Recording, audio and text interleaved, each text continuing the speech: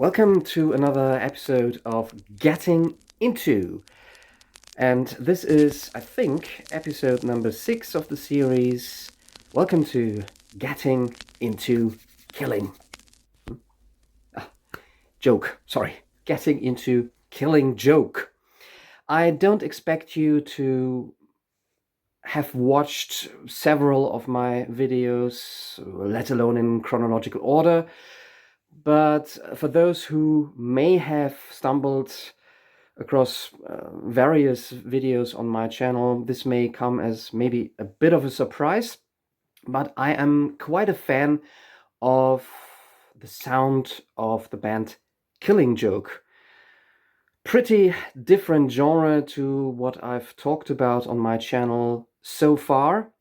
So, what would be 5 albums from the regular studio discography that I'd recommend for newbies, for Killing Joke starters, for getting into the band's discography?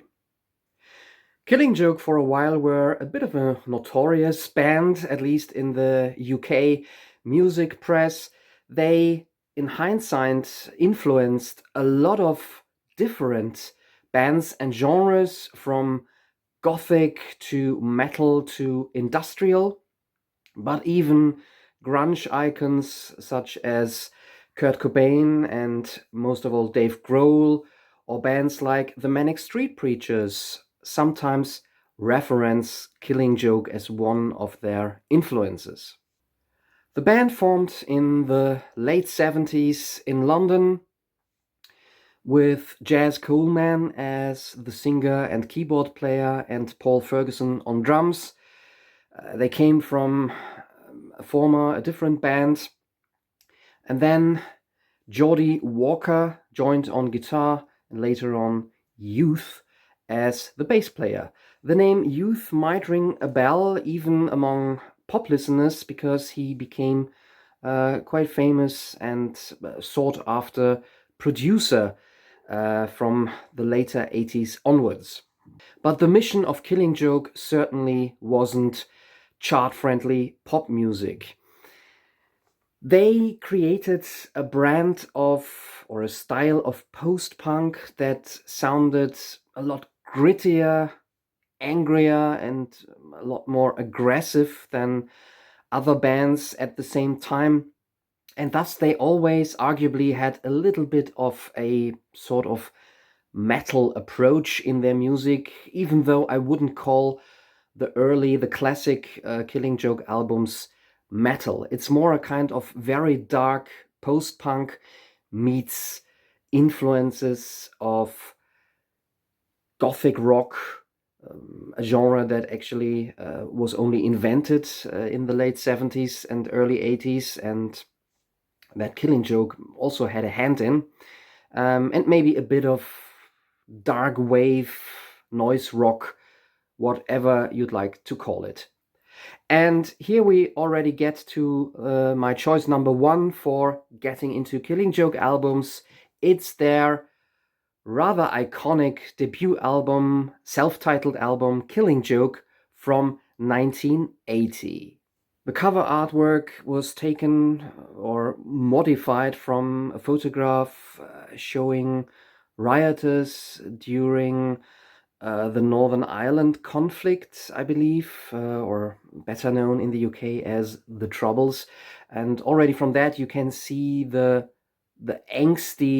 political angst that runs through a lot of Killing Joke's lyrics, and that is also reflected in the rather uncompromising, often bleak music that is driven, in my opinion, by frustration. So where you've got other post-punk / goth rock bands such as Joy Division that very much were driven by depression, I think the music by Killing Joke is much more driven by anger and frustration.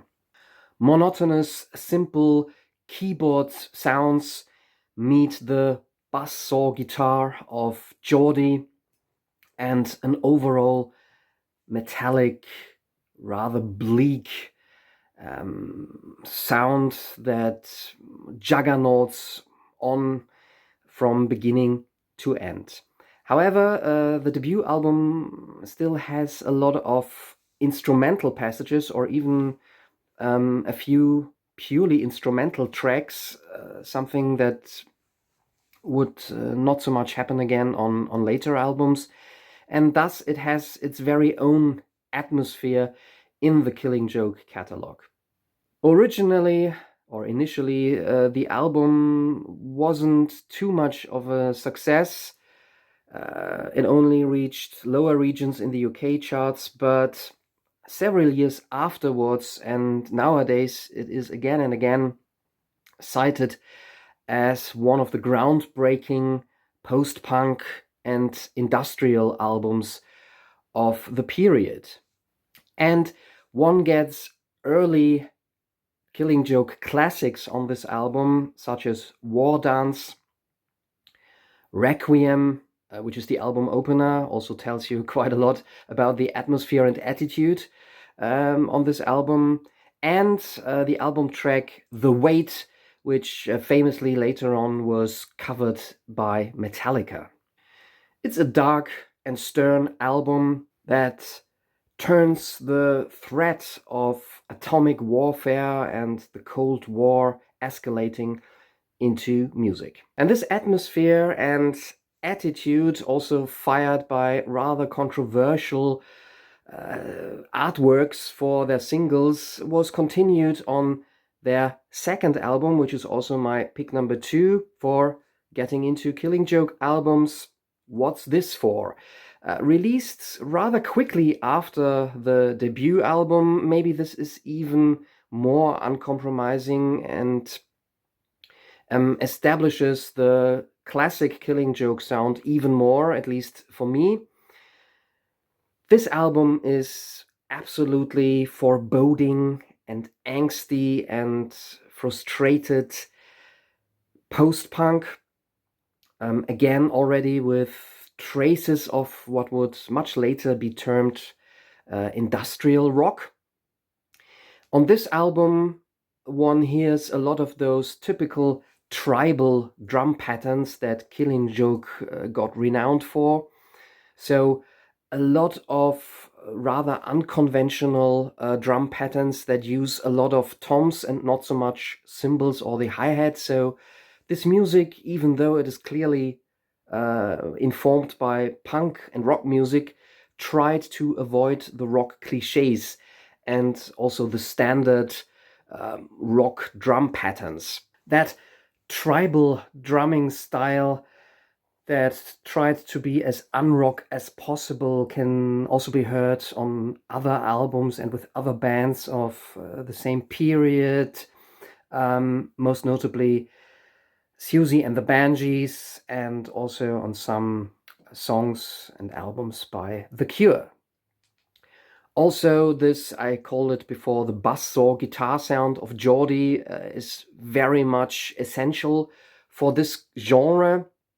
It's a very cold, buzzy guitar sound, often with, for untrained ears, almost atonal, discordant guitar chords or guitar riffs, if you would like to call them such. Plus, Jazz Coleman's desperate or often rather angry switch between tuneless singing and shouting and yelling. There's no room for irony or fun or color in songs like Unspeakable or Butcher, but if you wanted to, you could even dance to Killing Joke's music with singles like Follow the Leaders. Well, dance at least maybe in the dark room of a gothic discotheque. Killing Joke went on to record a third album called Revelations that was pretty much in the same style, or developed that style, but also added a good dose of paranoia and madness to the whole procedures. After that, in around 1982, 1983, Jazz Coleman went to Iceland to await the pending apocalypse. He had been dabbling in the occult, and sometimes it's hard to tell whether this was all serious or a bit of tongue-in-cheek publicity stunts, but Jess Coleman certainly is a person interested in the spiritual, the mystical, and also in the occult. And at that point, the classic lineup disbanded. Youth left the band to pursue other projects and a different career. He started to become a producer. But very soon, Killing Joke continued, now with new bass player Paul Raven, to record an album called Fire Dancers in 1983, which toned down the level of darkness and aggressiveness a little bit, but this album still can be considered a post-punk new wave album, maybe a kind of transitional album. And the year 1985 then saw Killing Joke working with a more commercial producer, Chris Kimsey, who had worked with big names in rock music. So for the first time, arguably, the band around Jess Coleman willingly made compromises in their music and tried to reach a bigger audience by coming up with a relatively more commercial sound. The result is my pick number 3 in the 5 albums to get into the discography of Killing Joke, and that's the album Nighttime, one of their most popular or best known albums. This album softened the sound a little bit and is more a kind of new wave meets gothic rock, but with, at times, at least in terms of Killing Joke, catchier songs. There are things that you could describe as hook lines, and this album also launched 2 of their best known songs, the 2 singles Love Like Blood and the angrier, stomping 80s. The band was on the verge of breaking into the mainstream somewhat, and this is also audible on the albums that followed. For a while, or at least for 2 albums, Killing Joke became more or less a project of Geordie and Jess Coleman alone. They softened the sound. It can be considered, the next albums can be considered kind of synth pop, but with a certain dark edge to it. But these albums, while catering to the taste and style of the times, couldn't repeat the success of Nighttime. The band split up for good this time, at least for a couple of years, then reunited with a new drummer and bass player to record a sort of comeback album, which was again more rocking, maybe their most punkish album. And then the band split up again, only to reunite in 1992 with original bass player Youth and yet another, a new drummer. And we have now arrived at my selection number 4. There, the Killing Joke album, the sort of big comeback album from 1992, Pandemonium. This is a special album because it meant an extreme shift in sound. For me, this album is pure 90s industrial metal. There certainly are no more traces of new wave or post-punk. This was their most metal and the heaviest album up to that point. Jess Coleman had developed a guttural singing, or rather, yelling and shouting style, sometimes almost getting into metal growling on this album, and he maintained that vocal style for most of the albums that followed in Killing Joke's career. Parts of Pandemonium actually were recorded in the King's Chamber of the Great Pyramid of Giza in Egypt, but the band used that surrounding to create a hellish noise, working together with Egyptian violinists and percussionists on some tracks. So that gives Pandemonium a very special sound, atmosphere, and flavor. Also, Coleman's love for mysticism and the occult is back in some of the lyrics. The music, the riffs are more grinding than ever in the Killing Joke catalog, and the music in general doesn't take any prisoners. Pandemonium is cathartic aggression. And even though the music certainly isn't commercial or top of the pops material, Pandemonium indeed became Killing Joke's best-selling album.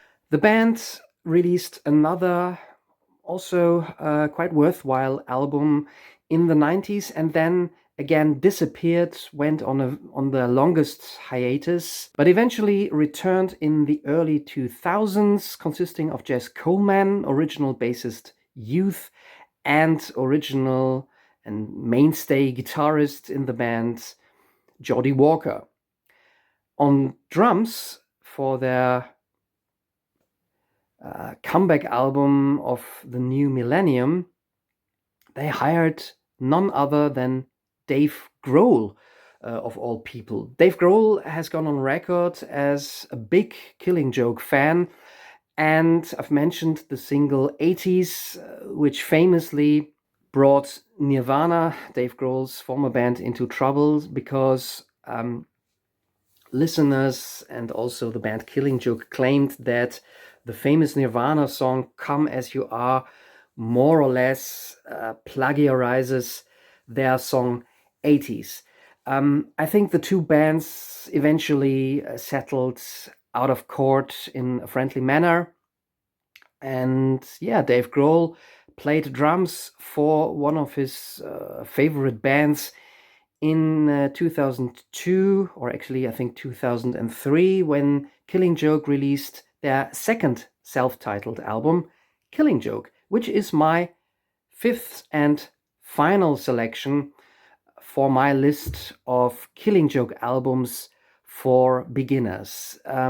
This Killing Joke album of the early 2000s is yet another absolutely brutal sounding alternative metal, industrial metal album. Dave Grohl on the drums really is a shot in the arm for the band, even though one really could never ever accuse Killing Joke of, losing steam or losing energy. Jess Coleman sounds as if he hadn't aged a single year. He still growls and yells and hollers through a set of high energy songs. And this is possibly one of Dave Grohl's best drumming that you will find anywhere. Really fantastic combination. The original Killing Joke members and Dave Grohl. A lot of the subjects on this album are quite political and sadly haven't lost any of their relevance to this day. It's about warfare, it's about control and corruption through media, through those in power, but there also is, again, a good dose of apocalyptica in Jess Coleman's lyrics, especially on the super heavy track Asteroid, one of Killing Joke's heaviest songs, also one of my favorites. And this album really revived interest in Killing Joke and also revived the band altogether. Later on, Paul Raven returned on bass guitar. And yeah, the band, after that self-titled album, released a string of really solid albums up until I think 2012 or even 2015. I'm afraid at this point, Killing Joke definitely have come to an end because Geordie Walker, their guitarist, unfortunately passed away much too soon a couple of years ago. So I would be surprised if Jess Coleman revives the band yet again with another guitarist. I think that's a bit of a sacrilege to the fan base. Who knows? But I guess by now, Killing Joke really have had their last laugh, so to say. But this is a band that has always stayed true to their artistic vision. It's often not a very pleasant vision, but it's a unique band, a unique style, a unique sound that, however, influenced a lot of bands that tried to incorporate the style of Killing Joke or that tried to sound like Killing Joke. So those are my 5 albums. Let me know if you agree with this list, if you are a Killing Joke fan, or if you are new to this band. Also, let me know about your experiences with those albums. Thanks for watching. If you enjoy this kind of content, consider subscribing, but most of all, stay passionate about music, even if it's dark one.